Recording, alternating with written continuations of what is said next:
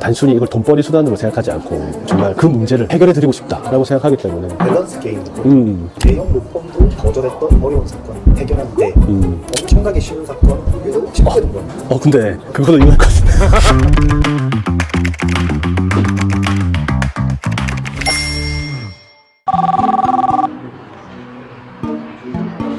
달맞이에서 이렇게 오랜 시간을 보낸 것도 또 진짜 오랜만이에요. 피디님, 그 신화 아세요? 신화?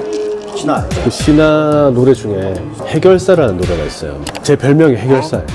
와이프가 저한테 이제 그 별명을 붙여줬어요. 해결사라고. 모든 문제에 대해서 어쨌든 해결하려고 한대요. 제가. 그래서 해결 안 되면 되게 스트레스를 많이 받는데요. 그래서 제가 쭉 생각을 해봤더니 진짜 좀 그런 거예요. 고소 내릴 사건도 마찬가지고 피해자를 변호하는 사건도 마찬가지고. 그래서 와이프가 하는 말이 당신은 이제 약간 해결하는 병에 걸린 것 같다. 해야만 하는. 나는 해결하는 게 너무 기쁘다. 뭔가 문제가 해결됐을 때, 특히나 그게 이제 억울한 상황에서 문제들이 해결돼서 그 기뻐하는 모습을 볼 때 난 너무 기쁘다. 그리고 진짜 제가 이제 이번 달에 이제 강제추행 사건, 이제 무혐의 건 두 건 있었는데 둘 다 억울한 일이었어요. 근데 무혐의를 받았으니까 얼마나 기쁘시겠어요. 제가 먼저 소식을 알고 전달을 해드리는데 무혐의 종료했습니다. 그러니까 막 진짜 귀 속으로 전해지는 그 기뻐하는 소리가 진짜 너무 좋더라고요. 그것 때문에 어떻게 보면은 이 변호사라는 업무를 재밌게 할 수 있는 것 같아요. 돈을 버는 건 그 한계점이 넘어가면 사실 크게 쾌감으로 다가오지 않거든요. 뭐 저는 제 나름대로 자부하는 게 그래도 이 사건에 대해서 단순히 이걸 돈벌이 수단으로 생각하지 않고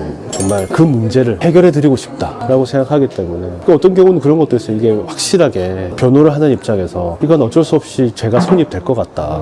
그러면은 설득을 할 때도 있어요. 지금 이거를 무혐의로 억지로 끌고 가려고 하시지 말고 빨리 인정하고 선처를 받으시는 게 좋을 것 같다. 그게 더 나은 해결 방법이기 때문에 그렇게 설득 드릴 때도 있어요. 불가능한 걸 가능하게 만드는 게 해결이 아니라 그 상황에서 그렇죠. 최선의 가능한 한 의뢰인분한테 좋은 결과를 안겨드리는 게 가장 해결책이니까. 밸런스 게임으로 대형 로펌도 거절했던 어려운 사건 해결하는데 엄청나게 쉬운 사건 유독 쉽게 된 거예요. 근데 그거는 이거 할 것 같은데. 요즘에 보면 그 캄보디아 작년에 이제 막 소환하고 한 이후로 보이스피싱 방조에 대해서 굉장히 수사기관도 그렇고 사법부도 그렇고 처벌이 되게 강화됐어요. 실제로 보이스피싱이나 모든 이 사기 사건들이 방법은 똑같거든요. 본범, 그러니까 이걸 기획하고 실행하는 본범들은 거의 한국에 없어요. 그러니까 그게 가장 많이 밀집되어 있는 지역이 요즘에 캄보디아이고 예전에 중국에도 있었고 뭐 필리핀, 홍콩에 있는 경우도 있고. 그러면 이 사람들은 컴퓨터에 앉아서 보이스라는 영화 보면 딱 나오는데 거기서 이제 공장 돌리듯이 기계적으로 그 매뉴얼에 따라서 계속 통화하는 거야. 요즘에는 그 통화도 안 해요. 보이스피싱이라는 게 전화로 하니까 보이스피싱인데 요즘엔 다 인터넷 매체를 이용해요. 뭐 카톡이라든지 텔레그램, 로맨스 스캠, 뭐 투자 리딩 사기 다 똑같은 집단이 실행하는 종목들만 조금씩 바뀌는 거지. 방법은 근데 궁극적으로 다 똑같아요. 이 사람한테 약간의 호기심을 심어주고 약간의 이익을 실현시켜줘요. 그러면 이 사람이 100만 원 투자하면은 한 110만 원 정도를 돌려줘요. 10% 이익이 생겼네? 그리고 이제 그 리딩 사기를 하는 방을 초대해요. 그 중에서 나 빼고는 다 이 보이스피싱 범들이에요. 그럼 이 사람들이 여론을 막 만들죠. 부추겨가지고 나는 뭐 얼마 투자했는데 얼마 얻었다. 나는 얼마 얻었다. 그러면서 이제 사람들을 굉장히 자극시켜요. 근데 나만 돈 못 벌었거든, 지금. 그러면은 이 방법대로 하면 된다.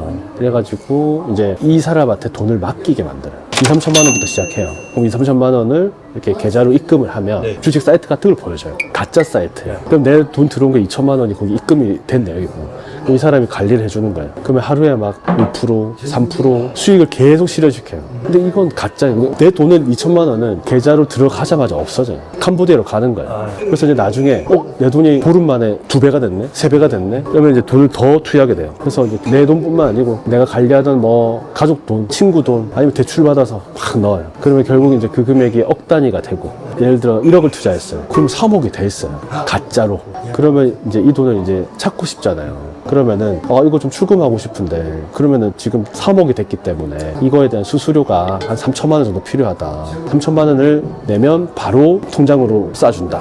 이게 마지막 설거지거든요. 그러면 그것까지 넣으면 이제 연락이 안 돼요.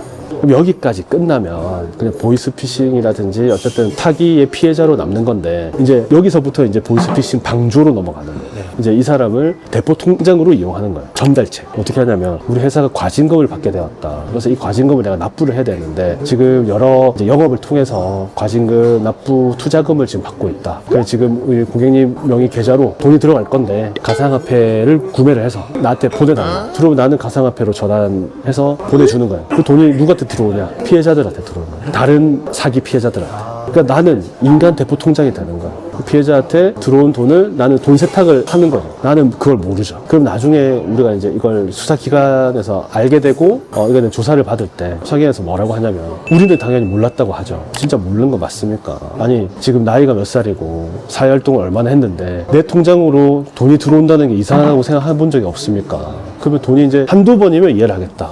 근데 지금 3번, 4번 지금 금액이 뭐 몇 천만 원 되는데 몰랐다는 건 말이 안 된다. 그렇게 해서 사실 지금 수사기관도 한 3번 이상의 금액이 좀 어느 정도 1,000만 원대 이상 커지면 그냥 이거는 방조의 고의가 있다고 해서 송치를 해버려요. 그리고 검사들도 바로 기소를 하는 추세예요. 그리고 법원에서도 이거에 대해서는 당신 알고 했다. 그렇게 세세하게 살펴보지 않고 판결 내리는 추세예요. 내가 이거 사기 피해도 당했는데 이거에 대해서 피의자로 조사까지 받고 처벌까지 받으면 너무 억울하잖아요. 그나마 대비할 수 있는 방법은 지금 만약에 이런 사기 피해를 당하셨다면 최대한 나한테 유리할 수 있는 증거 자료를 남겨두셔야 돼요. 그러니까 예를 들면 텔레그램 방이라든지 카톡방 이런 것들을 보이스피싱 본범들로부터 지령을 받고 나는 속아서 일들을 수행을 했다. 또 그로 인해서 내가 취득한 게 전혀 없었다라는 점들을 명확하게 알 수 있는 그 대화 내용 아니면 통화 내용 이런 것들을 다 증거 자료로 남겨두셔야 돼요. 이런 분들 계세요. 혹시나 내가 문제될까봐 내가 스스로 먼저 지우시는 분들이 계시거든요. 그러면 나는 입증할 방법이 없어요. 예를 들어서 보이스피싱 본범들한테 내가 지령을 받고 돈 세탁을 한 과정들이 세세하게 그 처음부터 끝까지 남아있다. 이러면 그걸 수사기관에 제출해서 무혐의 받을 가능성이 있겠죠. 근데 혹시나 겁이 나서 지워버리면 결과만 남는 거예요. 나는 피해자들로부터 돈을 수차례 입금받고 그걸 가상화폐로 전환해서 보내줬다. 그 팩트만 남는 거예요. 그러면 나는 증명할 방법이 없죠. 그래서 흔한 일일 것 같은데. 많아요 지금. 정말 소명을 잘해야 돼요. 수사기관에 처음부터 피해자이면서도 어쩔 수 없이 말려들었다는 인식을 강하게 심어줘야 돼요. 초기에 이런 자료들을 잘 정리하고 수사기관에 제출해서 이제 좀 그런 부분들을 인정받을 수 있는 기술들이 필요하죠. 피해자분들도 처음에 어떻게 법률적인 조력을 받으시냐에 따라서 사건 진행이 조금 달라질 수 있지만 만약에 작은 수거책이나 세탁책으로까지 이용이 되셨다면은 이건 무조건 주변에 있는 변호사분들한테 상담을 받아보셔야 돼요. 정 안 되면 전화 상담이라도 받아보시고 어떻게 앞으로 이걸 끌고 나갈 것인지 잘 판단해 보셔야 돼요. 지금 너무 제가 보기에 약간 과할 정도로 무죄, 무혐의라는 게 없어요. 과할 정도로 강하게 처벌하는 추세예요.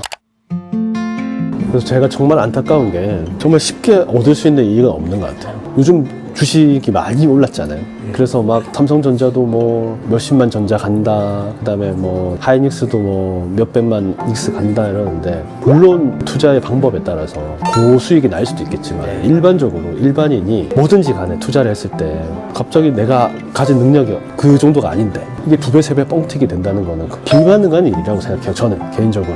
그렇기 때문에 갑자기 고수익이 난다.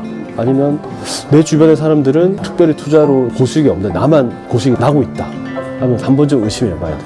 경제가 어렵고 요즘에 뭐 여러 가지 집값도 많이 오르고 하다 보니까 어쩔 수 없이 이제 내가 지금 급여나 이런 쪽으로 이제 한계가 있다 보니까 이제 뭔가 투자 쪽을 많이 생각하시는데 정말 위험한 거예요. 제가 봤을 때 연수익 20% 이상은 투자를 안 하는 게 좋다. 아니, 위험한 것 같아요. 물론 그 이상 충분히 달성할 수 있겠지만 연수익 20%라면 정말 전문가들도 달성하기 어려운 수치거든요. 절대로 고수익에 속지 마시고 아예 내가 이걸로 인해서 피해를 받을 수도 있지만 오히려 범죄에 연루될 수도 있다. 이 생각을 명심하시는 게 좋을 것 같아요.